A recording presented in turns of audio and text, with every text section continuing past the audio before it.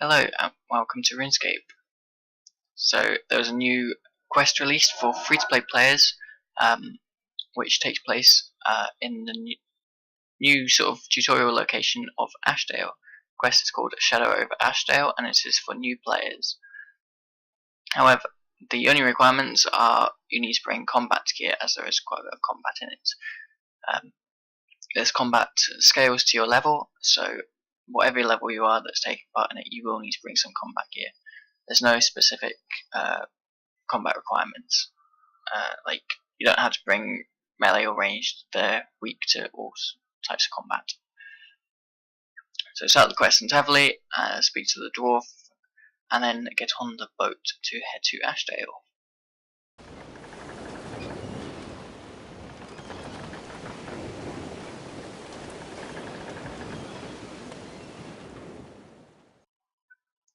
Once in Ashdale, it will be night, and just head along the docks and examine the slime that you come across, and then when you head further along, you examine the claw, or sort of foot thing of that creature, which is just further up the steps.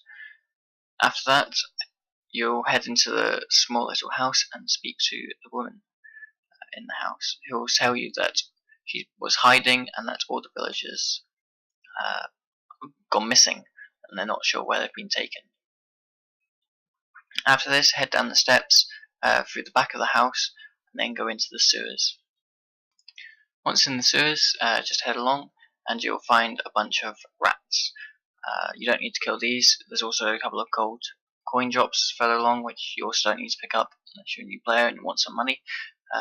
It's once 300 GP and sort of all around that kind of amount. There is a couple of scouts which you will need to kill. They look in the square rooms and they're kind of boss rooms. So they're not really bosses, they're just scouts.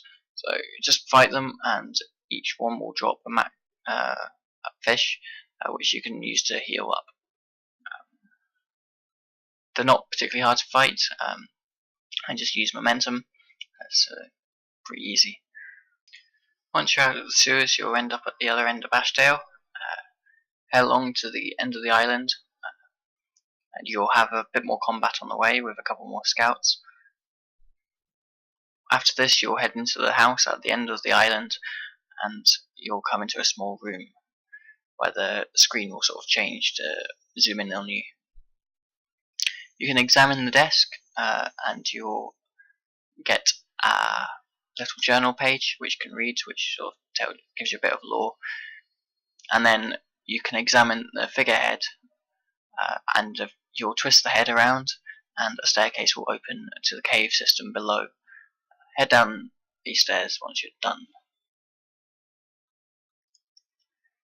Down these stairs, you'll end up in the cave system where there'll be more scouts to go and fight.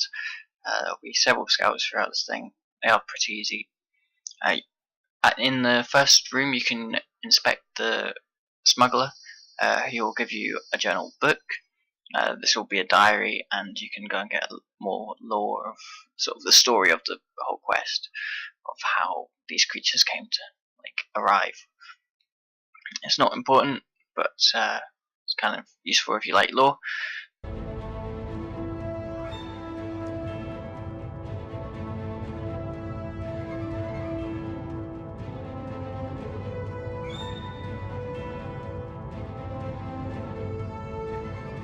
In the next section of the room, you'll come across the quest puzzle. So this is a bunch of water tanks, and you need to turn the valve to move the water along through the pipes and eventually get it into the door. So there's 5 water tanks. You have to move it from one to the second one by turning the valve, second one to the third one, and the third one has a broken valve. So there's 2 parts to it. One is in the top left corner of the room, one is in the top right corner of the room. Combine them and then put them against the valve, and you'll fix the valve. Then move the water from the 3rd tank into the 4th tank, then from the 4th tank to the 5th tank. Then try to turn the 5th tank, and you'll find that there is a leak in the pipe before the door. Take the little tub of pitch, and use this on the broken pipe to repair it. You can then use the 5th tank valve and you'll then open the door. Once through, you'll find a little bit more combat, so go after other scouts, and then you'll head along a load of corridors. In these corridors are a load of similar creatures, except they one-hit you if they see you, and you'll die and appear back at the start of that section.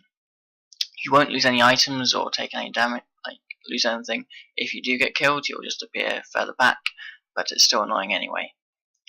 To get around this, you basically stand behind them. They have a set path, and they walk along a load of spike holes on the floor. Run behind them until you get the opportunity to reach a lever, pull the lever, and you'll kill them in one hit. First one, there's just one, then after that there are two which you have to go, and they go in opposite directions. Just make sure that you stay behind them. You can easily run quicker than them, and it's quite easy to do. You have to go through quite a lot of cave systems to do this. Each section will open a little section of door, and that's easy enough. You can pretty much do most of them just by running straight in the first place, and then just staying behind after that. Once you've reached here, you'll get to a large boat where you'll have a boss fight. The boss fight has two stages, first with the tentacles and then the second part with the head. For the tentacle section, they have quite low health. Hit one of them, then run on to the next one, then on to the next one, and run in a clockwise or anti-clockwise rotation. After hitting them, they'll start to spin, and then they'll crush down on you, and they'll deal quite a large amount of damage. So just keep running around, hit them once, and then go on to the next one, and cycle through them until they're all dead. It will only take about 2 or 3 hits for each of them to die. For the next section, the creature's head will pop through the base of the ship. To do this, you basically start just attacking it. It has 2 pincers which you'll use.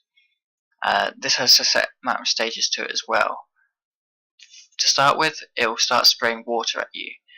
Depending on what side you're on, it will start to spray water on that side. It will only spray from one side to the middle. So once you see the water start to come, stand on the opposite side to where you were standing, and you'll be able to carry on hitting it. After you've dealt more than half the damage, it will change its phase, where it will start using its pincers to shield itself, where you cannot attack it.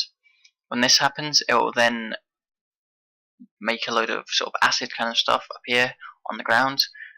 There'll be a little shadow on the ground before it lands, so stand where the shadows aren't going to be, otherwise you'll take a lot of damage.